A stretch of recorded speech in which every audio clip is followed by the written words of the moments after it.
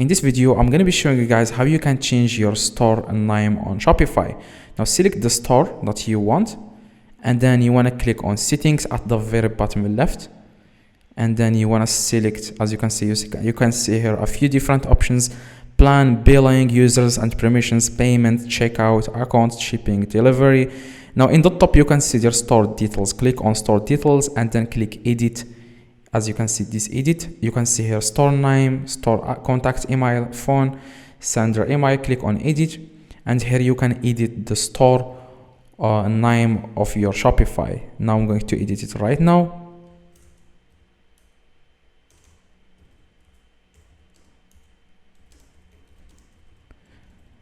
And then you want to click save in the top right. And that's all you need to do, guys, to change your store name on. As you can see, the store name has changed. To drop a like, please. So if this video, guys, helped you, please drop a like, subscribe, let me know in the comments if this works. See you guys in the next video.